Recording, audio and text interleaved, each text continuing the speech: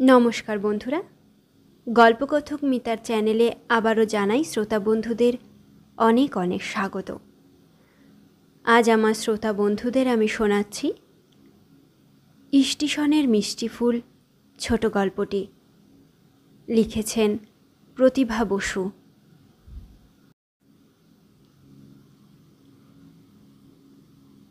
অপুষ্টিজনিত অপুরন্ত গড়ন নিয়ে ১৩ বছর বয়স পর্যন্ত কোনো অসুবিধে ছিল না, কিন্তু তারপরেই কেমন অন্যরকম হয়ে গিয়ে হঠাৎ ভারী মুশকিলে পড়ে গেল। কাপড় চোপড়ের মধ্যে তার দুটি ছেঁড়া ময়লা চটচটে হাফ প্যান্ট, ডাস্টবিন থেকে কুড়িয়ে পাওয়া ছেঁড়া পাতলা একটা গেঞ্জি আর কালো একটি ঢলঢলে শার্ট, এই বসনভূষণ নিয়েই ছোটাছুটি করে কাজকর্ম বাগিয়ে চলে যাচ্ছিল একরকম। কিন্তু ১৪ই পা দিয়ে সহসা পরিস্থিতি একেবারে অন্যরকম হয়ে উঠল। অর্থাৎ সে মেয়ে বলে পরিগণিত হলো। এতদিন ছেলে কি মেয়ে এই সচেতনতা এক বিন্দুও ছিল না। তার জন্ম কর্ম সবই এই শিয়ালদা স্টেশনে।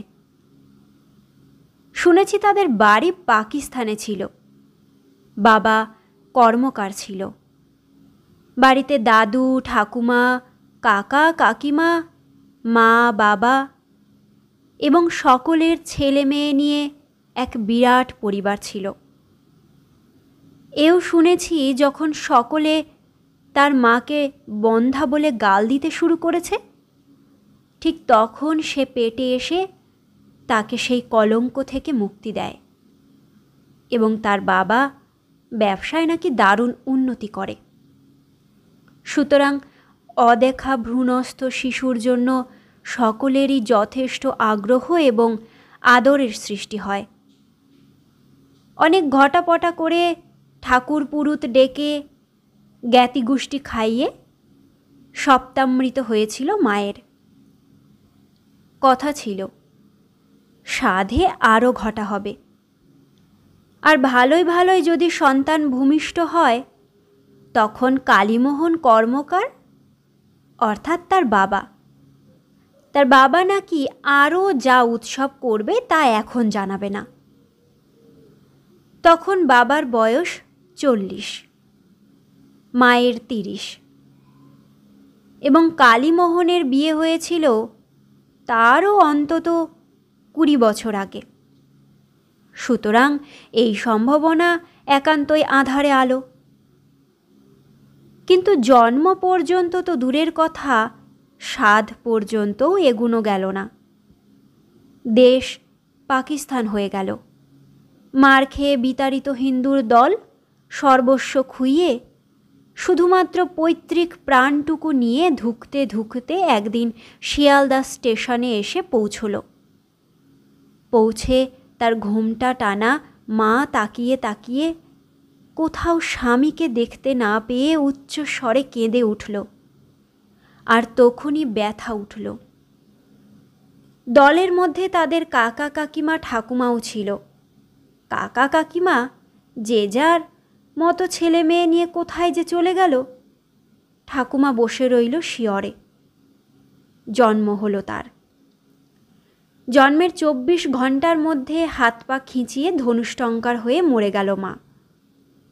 ঠাকুমা বুকে তুলে নিয়ে শুকনো দুধ চাটাতে লাগলেন। অবশ্য আর একজনেরও ভরা দুধ সে পেল। সে হওয়া মাত্রই যেমন তার মা মারা গেছে, এর আবার বাচ্চা মারা গেছে। বুক ভরে দুধ এসেছে, ফুলে তার জ্বর হয়ে যাচ্ছে। খাবার জন্য শিশু নেই। খবর পেয়েই ঠাকুমা দৌড়ে গেল তাকে নিয়ে। চোখ বুঝে পরিতৃপ্তি সহকারে পেট ভরে খেয়ে সে আরও ঘুম দিল। ৭ বছর পর্যন্ত বেঁচে ছিল ঠাকুমা। তখন তার আদর ছিল, চুমু ছিল, কোলের কাছে নিয়ে শোয়া ছিল। কোথায় কোথায় ঘুরে খাদ্য সংগ্রহ করে এনে ইটের ফাঁকে আগুন জ্বালিয়ে রান্না করার পাঠ ছিল। কষ্টে দুঃখে হলেও ছিল তার সবই। এখন আর কিছুই নেই, শুধু নামটা আছে, ঠাকুমার দেওয়া নাম, দুঃখী। ঠাকুমা দেখতে খুব সুন্দর ছিল। ছেলেবেলা থেকে স্বর্ণকারের মেয়ে, স্বর্ণকারের বউ, স্বর্ণকারের মা হয়ে ধনে দৌলতে সে সৌন্দর্য ম্লান হবার অবকাশ পায়নি। প্রথম যখন নিরুপায় হয়ে ঘোমটা টেনে ভিক্ষায় নেমেছিল, লোকেরা ভিক্ষুক জ্ঞানে ভিক্ষা দেয়নি, দিয়েছে ভদ্র ঘরের বউ দুর্দশায় পতিত হয়েছে বলে। কিন্তু ঠাকুমা তাকে নিয়ে কখনো ভিক্ষায় বেরোয়নি। সেটা বেশি দুঃখ, বেশি লজ্জা। বলেছে ঘুরে ঘুরে মরে যাবি, তুই থাক, এই দাগ দেওয়া ঘরে বসে বসে খেলা কর, আমি আসি। যখন খুব ছোট তখন ওই দুধ মা তো ছিলই, অন্যদের হেফাজতেও রেখে যেত। একটু বড় হয়ে দুঃখী আর বসে থাকেনি। হাতে পায়ে চঞ্চল মেয়ে, ছুটে ছুটে সকলের কাজ করে দিয়েছে। সবাই বলে সেও নাকি তার ঠাকুমার মতোই সুন্দর হবে। আয়না তো নেই তার, দেখেনি। ঠাকুমা মরে যেতেই খুব কেঁদেছে কয়েকদিন। ওদিকে দুধ মাও মরে গেছে। সে গেছে ঠাকুমার আগেই। সে অসুস্থই ছিল, মনের দুঃখে আর সুস্থ না হয়ে মরে বেঁচেছে। পুরনো লোকরাও আস্তে আস্তে কে কোথায় যেন সব চলে গেছে। শতছিন্ন হাফ প্যান্ট আর শার্ট পরে স্টেশনের কুলিগিরি নিয়ে সে এখানেই আছে। যা পয়সা পায় তাতে মাসে একবার চুলে বাটি ছাট দিয়ে চা রুটি খেয়ে চমৎকার কেটে যাচ্ছিল। কিন্তু এই 13 বছর পার হয়েই যত ঝামেলা, ছেঁড়া শার্টে ছেলেদের বুক ঢাকে। এতদিন সে নিজেও ছেলে ছিল, তাই তারও ঢাকত। এখন গামছাটা কোমরে বা মাথায় না বেঁধে বুকের ওপর দিতে হয়। যারা তাকে কুলি হিসেবে মোট নিতে ডাকে, সবাই ছেলে বলেই ডাকে। কুলির সর্দারটাও তাই জানে, কিন্তু তাকে ড্রেস দেয়নি, নম্বর দেয়নি। কেন দেয়নি কে জানে। তার জন্য নাকি আবার কি কানুন আছে। মেয়ে হলে যে ভীষণ মুশকিল তা সে জানে। এখানে টেপি মেয়ে ছিল, গুণী মেয়ে ছিল, পুটি মেয়ে ছিল।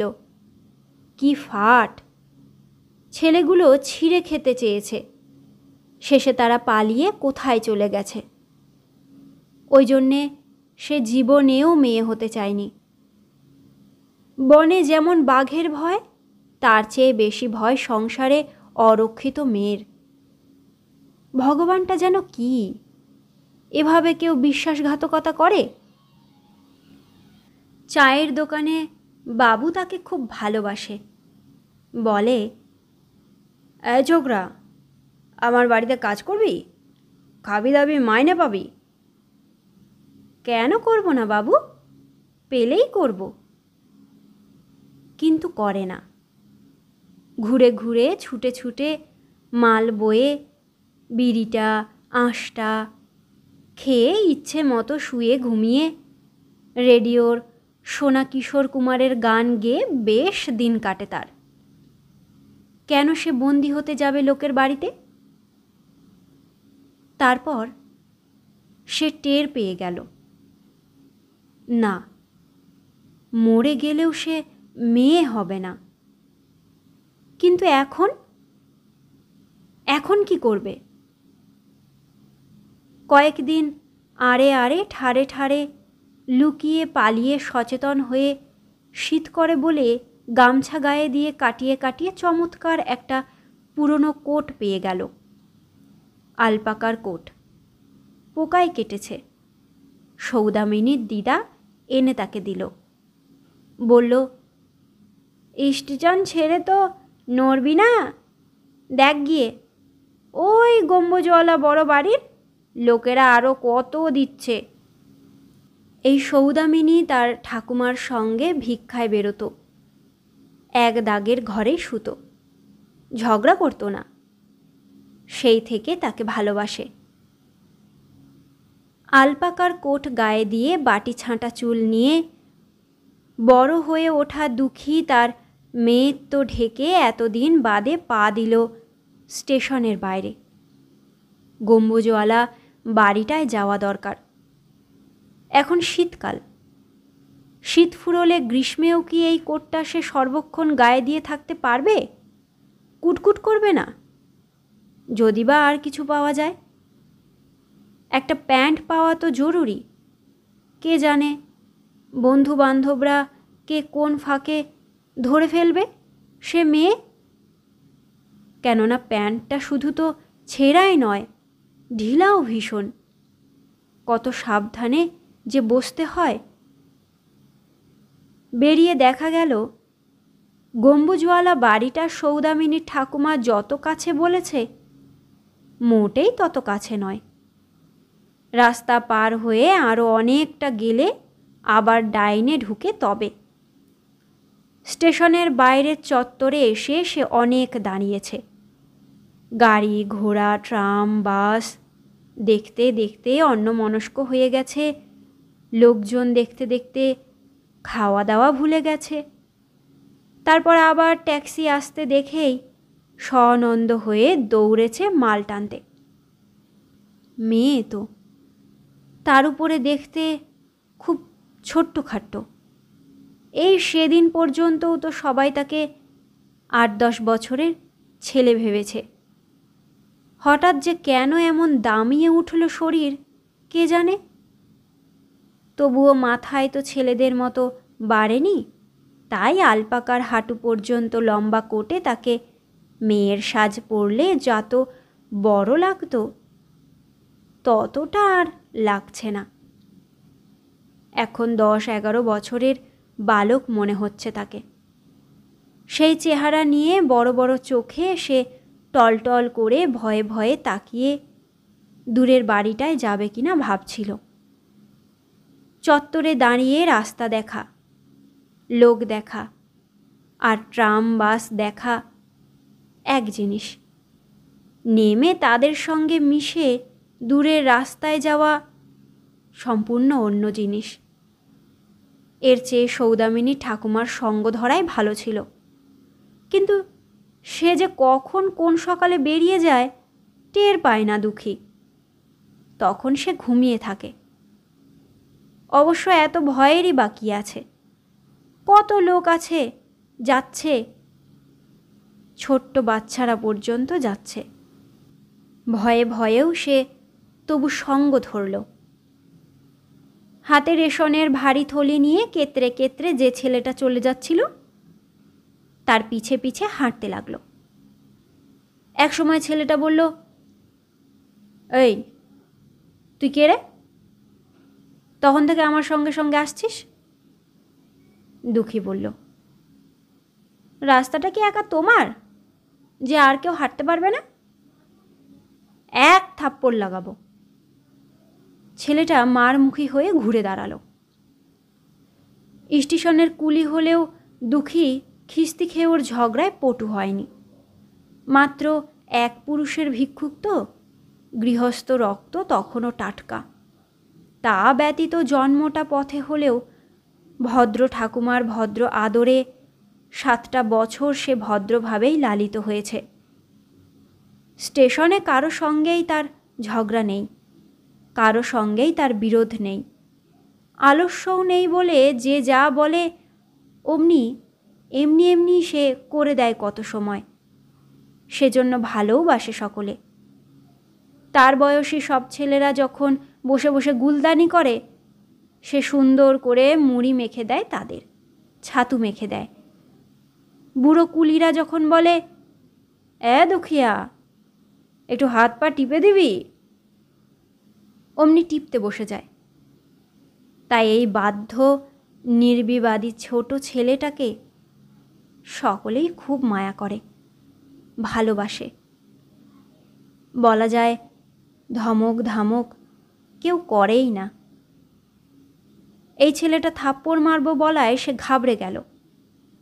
ছেলেটা তার চেয়ে বেশ একটু বড়, চেহারাটাও রাগী রাগী। দুঃখী চুপ করে থেকে বলল, তুমি কতদূর যাবে?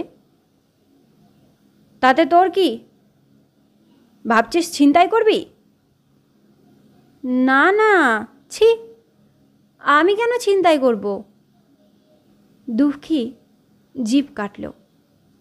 আমি স্টেশনে বাবুদের মাল তুলি, ছিনতাই করি না। তবে আমার পিছে পিছে আসছিস যে? বলবো? না বললে তোকে কি আমি ছাড়ব? আমি ওই গম্বুজওয়ালা বাড়িটায় যাব। গম্বুজওয়ালা বাড়িটায়? তা যা না, আমার সঙ্গে কি? আমি স্টেশনের কুলি, সবসময় স্টেশনেই থাকি। আজই প্রথম বাইরে এসে খুব ভয় ভয় করছে, তাই তোমার সঙ্গে রাস্তা পার হয়ে সঙ্গে সঙ্গেই হাঁটছিলাম। মিথ্যুক! তুমি স্টেশনে চলো, যাকে জিজ্ঞাসা করবে সেই আমাকে চেনে, তখন দেখো আমি কোনো দিন কারো কিচ্ছু নিয়েছে কিনা। ছেলেটা হাতের ভারী থলি দুটো পথে নামিয়ে দম নিল। বলল, আচ্ছা, আমার এই থলিটা যদি তুই বিনে পয়সায় ওই গম্বুজওয়ালা বাড়ি পর্যন্ত নিয়ে যাস, তবেই বুঝবো তুই সত্য কথা বলছিস। দুঃখী তক্ষুনি রাজি। দাও না, আমি অনেক ভারী মাল নিতে পারি। তবে দুটোই নিয়ে দেখি কেমন পারিস। দাও, তবে একটা মাথায় দাও আর একটা হাতে দাও। বদমাইশি করে পালাবি না তো? না না, দুঃখী হাসল। আমি কি বাবুদের মাল নিয়ে পালাই? তবে এই নে। ছোট থেকে মাল টানায় অভ্যস্ত দুঃখী এই মাল নিয়ে সামান্য বেঁকে গেলেও তেমন বিপন্ন বোধ করল না, বরং ছেলেটার সঙ্গে গল্প করতে করতে পথটা পার হতে ভালোই লাগলো তার। ছেলেটা বলল, তোর নাম কি রে? দুঃখী। কুলিগিরি করে তোর পেট ভরে? হ্যাঁ। কি খাস? ছাতু, রুটি, চা, ভাত, যখন যেমন পাই। তোর মা বাবা নেই? না, আমারও মা নেই, কিন্তু বাবা আছে, সৎমাও আছে।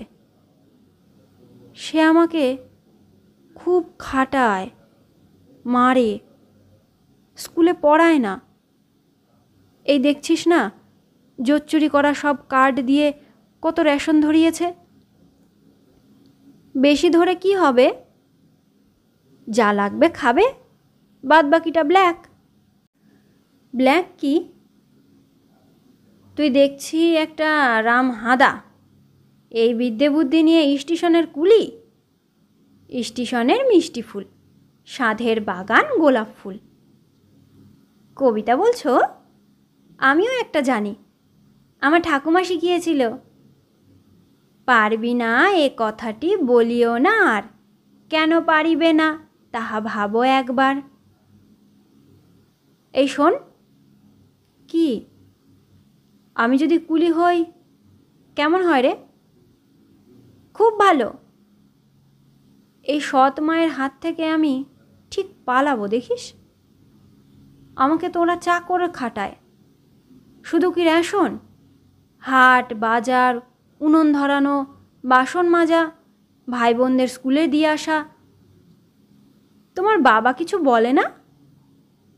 বাবা বলবে? হ্যাঁ, তাহলেই হয়েছে। বাবা তো বউয়ের কথায় চলে, যা তা নালিশ শুনে এক একদিন খড়ম দিয়ে কি মারে।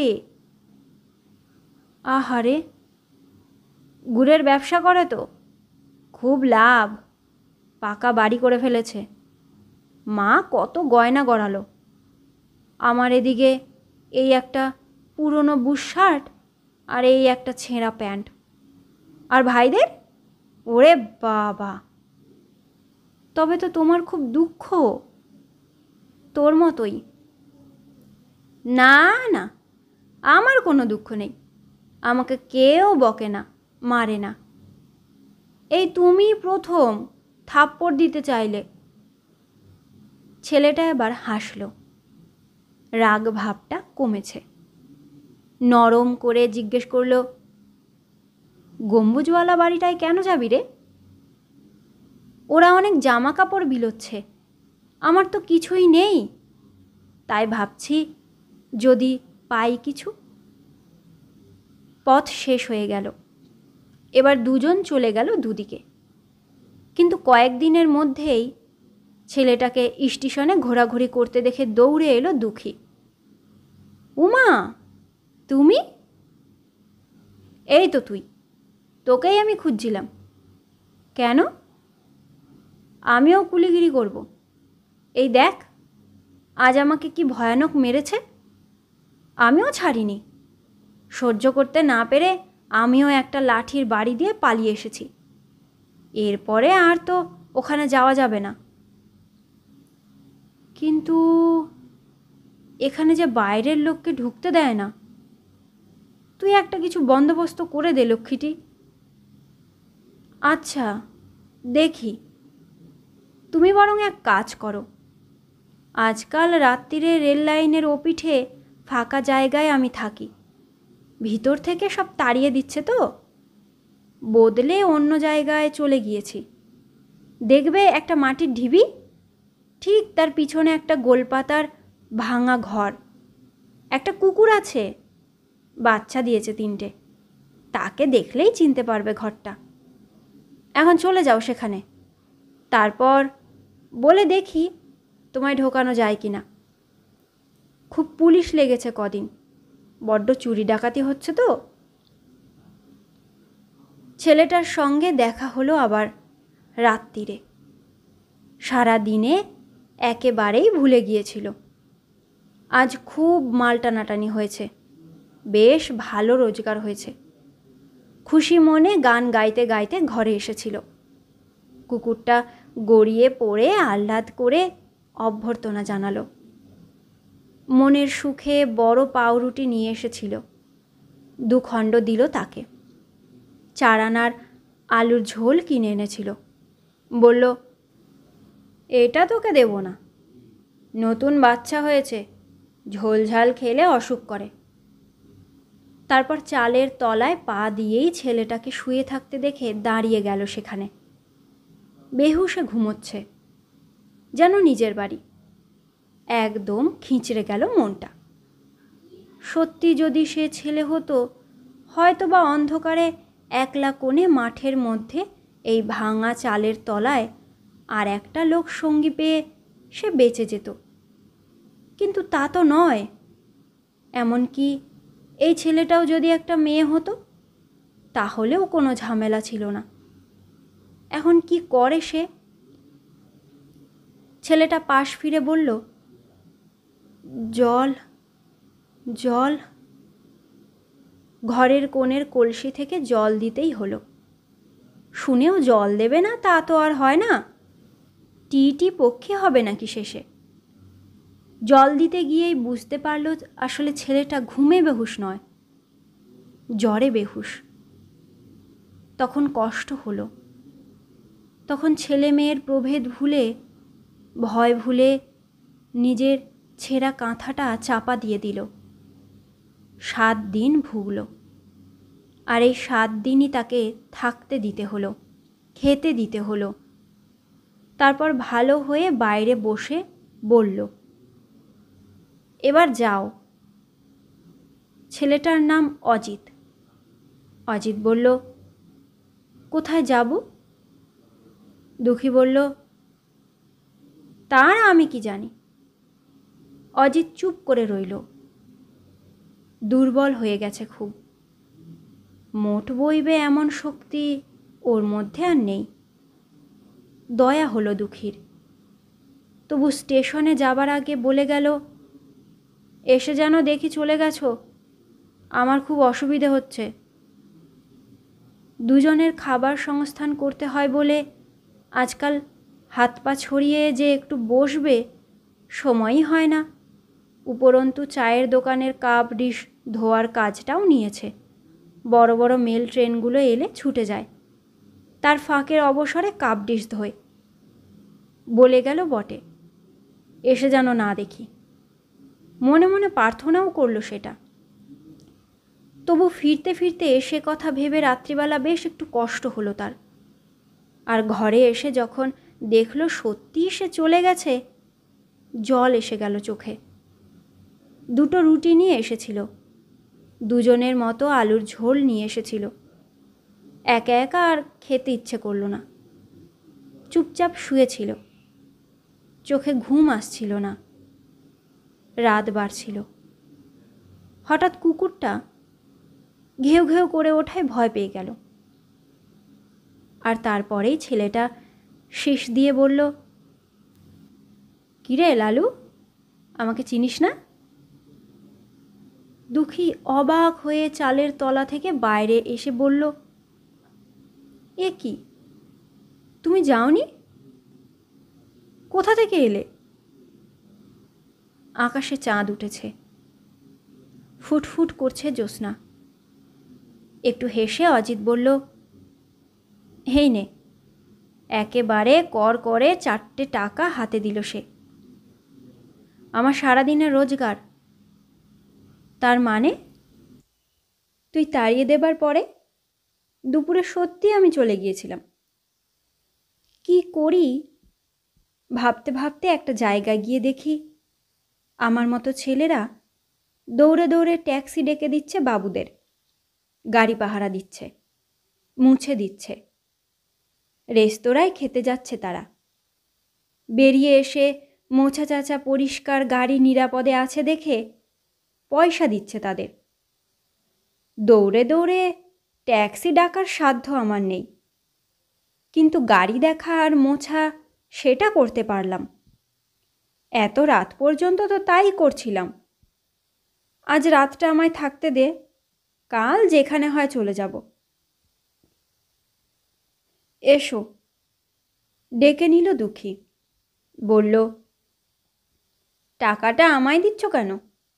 টাকা দিয়ে আমি কি করব? রুটি তরকারি আমি এনেছি, তুই খেয়েছিস, এইবার খাবো।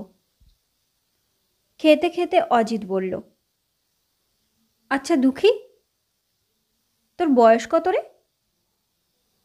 ঠাকুমা মরেছে আমার 7 বছর বয়সে, তারপরে 6 বছর কাটল, মানে 13।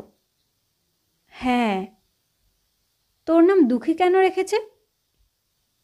দুঃখের মধ্যে আমার জন্ম, তাই। দুঃখিনী রাখা উচিত ছিল। দুঃখী বিদ্যুৎ পৃষ্ঠের মতো চমকে উঠে বলল, কেন? লেখাপড়া তো শিখিসনি, তাই জানিস না। দুঃখীর স্ত্রীলিঙ্গ হয় দুঃখিনী। আমি ক্লাস 8 পর্যন্ত পড়েছি। জানিস আমার মা তখনও বেঁচে ছিল কি না? আর আমি ছিলাম মাত্র একজনই। অজিত দীর্ঘশ্বাস ছাড়ল। দুঃখীর বুকটা ঢিপ ঢিপ করছিল। সে খেতে পারছিল না। ভয়ে হাত পা ঠান্ডা হয়ে আসছিল তার। বুঝতে পারছিল এই 7 দিন একত্র থাকার ফলে যে ত্রাসে সে সর্বদাই শঙ্কিত, সেই ত্রাসের কারণটা জেনে ফেলেছে ছেলেটা। মনে পড়ল খুব জ্বরের সময় যখন নিচু হয়ে মুখে জল দিয়েছে বা খাবার দিয়েছে বা মাথা ধুইয়ে দিয়েছে, তখন ঘোর ঘোর চোখেও যেন কি আবিষ্কার করেছে অজিত। হঠাৎ উঠে পড়ে বলল, শোনো, আমি আবার স্টেশনে যাচ্ছি। আজকে আমাদের সব কুলিদের একটা মিটিং আছে। তুমি থাকো, সকালে চলে যেও কিন্তু। অজিতের 18 বছর বয়স। সৎ মায়ের তাড়না সত্ত্বেও মুখশ্রী তার সুকুমার, স্বাস্থ্যও সতেজ। হেসে বলল, আমাকে ভয় পাচ্ছিস? ভয়? কেন? ভয় পাবো কেন? তবে চলে যাচ্ছিস কেন? আমি কি তোমার ঘরে আছি যে ভয় পাবো? আমি স্টেশনের কুলি। আমার মতো আরও কত ছেলে সেখানে খাটছে, তারা আমার বন্ধু। আমার কোনো ভয়ের কারণই নেই, তারাই আমাকে রক্ষা করবে। ছেলে হলে করতো, কিন্তু মেয়ে হলে কি করবে? মেয়ে? এখানে তুমি মেয়ে দেখলে কোথায়? বলতে বলতে দুঃখী পায়ে পায়ে বাইরের দিকে চলে এলো, যাতে সুযোগ মতো এক দৌড়ে অন্ধকারে পালিয়ে যেতে পারে। অজিত নিষ্প্রিয়ভাবে তেমনি বসে থেকে বলল, এই 7 দিন আমি তোর সঙ্গে আছি।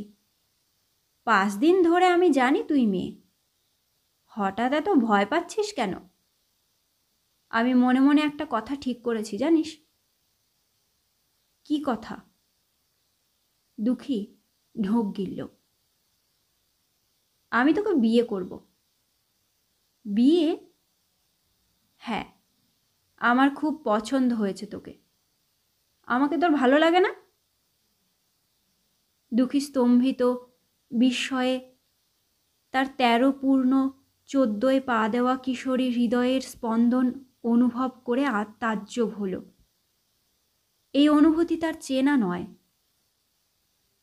অজিত বলল, তুই আমার বউ হবি, আমি তোর বর হব।